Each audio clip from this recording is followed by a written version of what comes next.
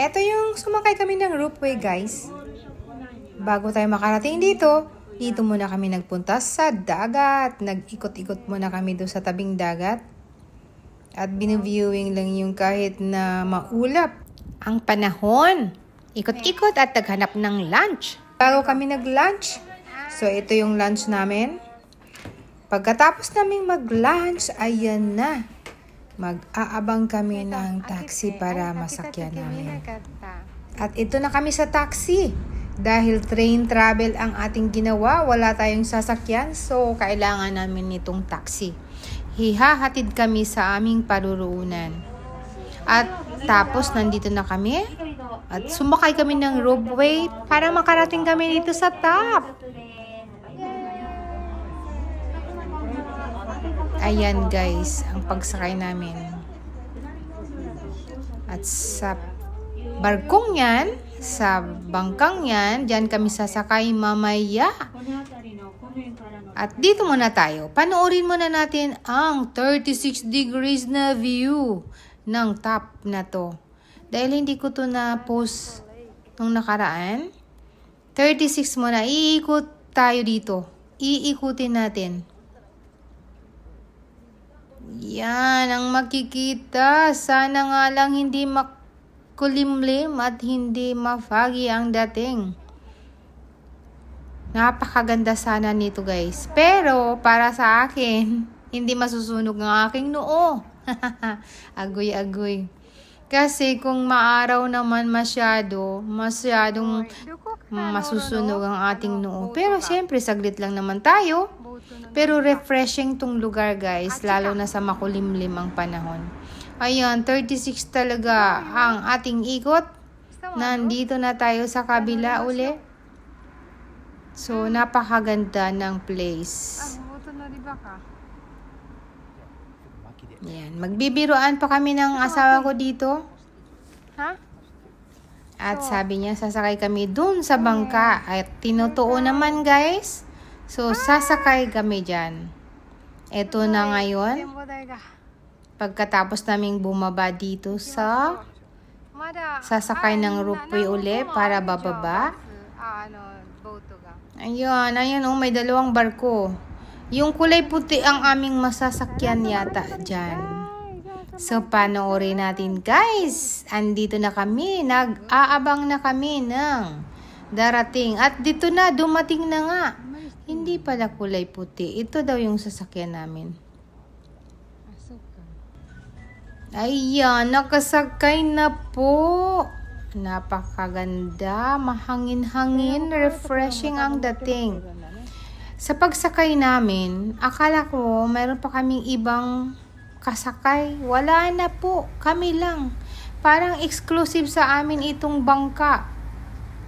O di, sige, 30 minutes kaming mag-iikot dito guys. 30 minutes talaga.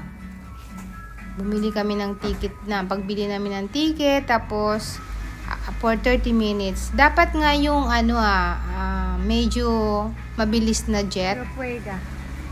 Dahil din yun, exclusive talaga. Dalawa lang kayo.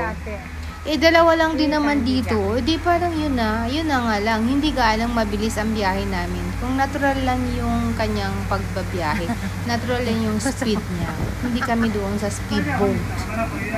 Dapat speedboat kasi, pero mas mahal kasi guys eh.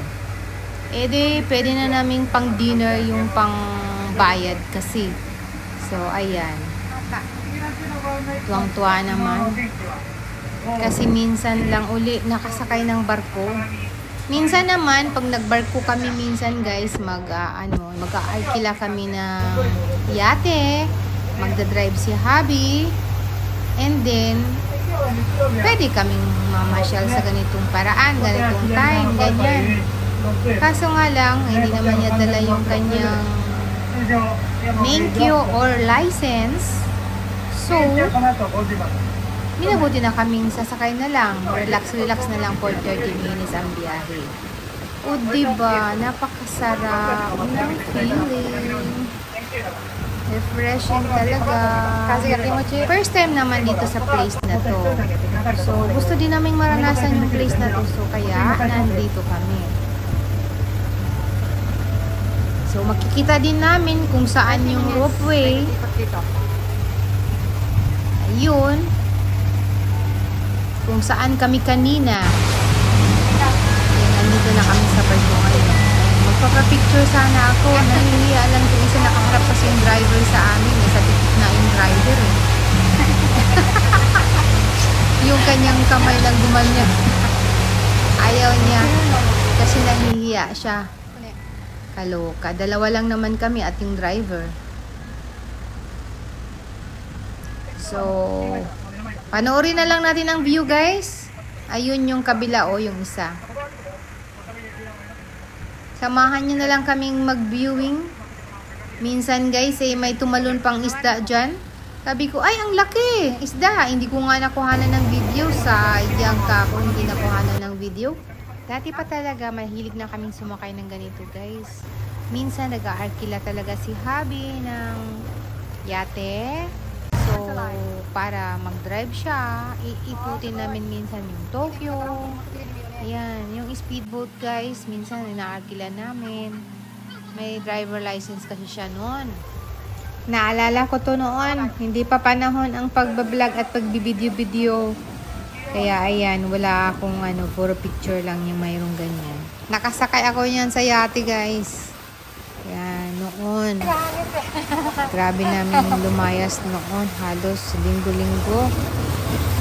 Basta lang makapag-drive lang siya. Ayan, sige, layas.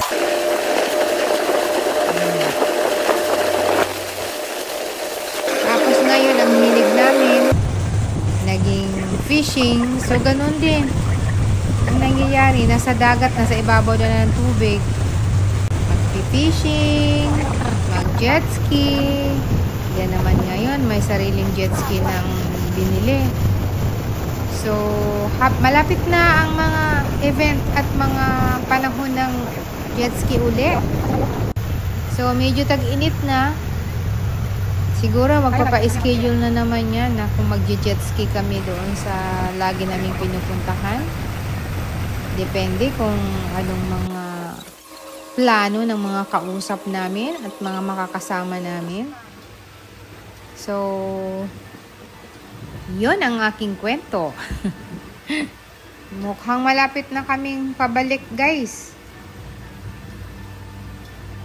Makikita na uli ang palaruan. Ayan, oh, may Ferris wheel na.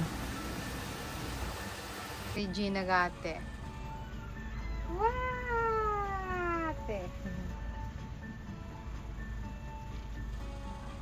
At ito na, nakarating na uli kami sa aming pinanggalingan. Nakaikot na kami for 30 minutes sa lake. At ito na, guys, nakasakay na kami sa bus. Pabalik doon sa Eiki or sa station, train station ng Hamamatsu. Hindi na kami babalik doon sa may kinainan namin ng lunch. So, nagbus na lang kami. So, nasa loob na kami ng bus, guys. Mga siguro 30 minutes din ang biyahe. Pero malapit na kaming darating ng Hamamatsu Eiki. Ito na. Bababa na kami dito. At sasakay na kami ng train uli. Papuntang Tokyo. Hindi na kami papuntang Nagoya. Kasi nga iba yung way niya. Tsaka hapon na, guys. Uwian lang kasi itong aming lakad. Kaya, pagkakain namin ng hapunan, kung saan lang kami makarating, saka na lang kami uuwi. O, diba? So, ito yung isang araw naming travel. Masaya naman. Nakapag-relax naman. At least, hindi na ako nagbubungkal ng lupa. Sabay ganun eh. Nakapasyal. So, Sunday, pag Sunday talaga, guys, dito sa Japan, sobrang traffic, sobrang maraming tao. At ito, guys, muna kami ng snack, siguro mga 4 p.m. na to. Kumain muna kami ng cake at uminom ng kape sa Komedas Restaurant. Coffee. At nakaabang na kami sa fast or Shinkansen bullet train. Kaya ito na. Wow. It's about to ride. Dalawang sakay kami. Dalawang lipat. Makarating na kami sa amin kung saan kami nakaparking ng car. Gosh.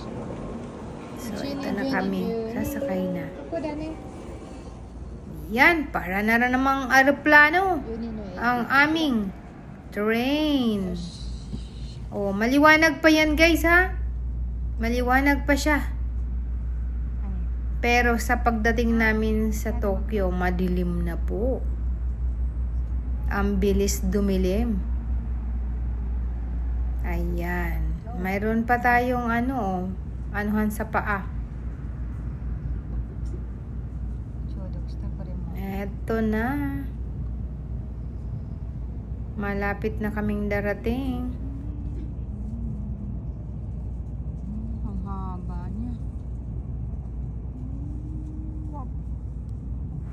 After 1 hour mahigit, ayan, medyo magdidilim na po. Dahil gabi na. Ang bilis ng oras guys, no? Ang isang araw na paglalakad, ang bilis. Grabe.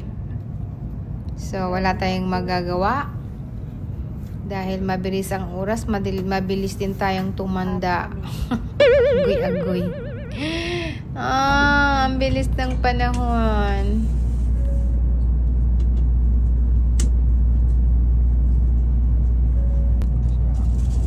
Ha?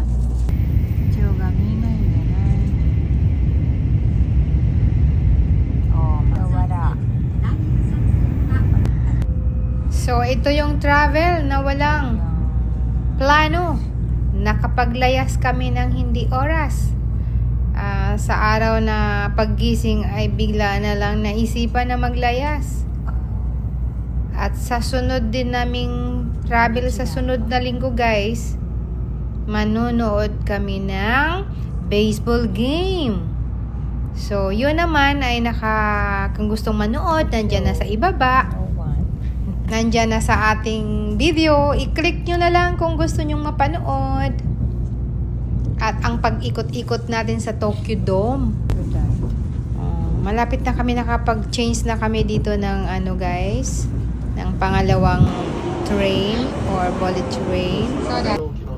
So, bye for now. See you. Thanks for watching everyone. And this is Discovery Japan saying I love you all. Bye-bye. Mwah!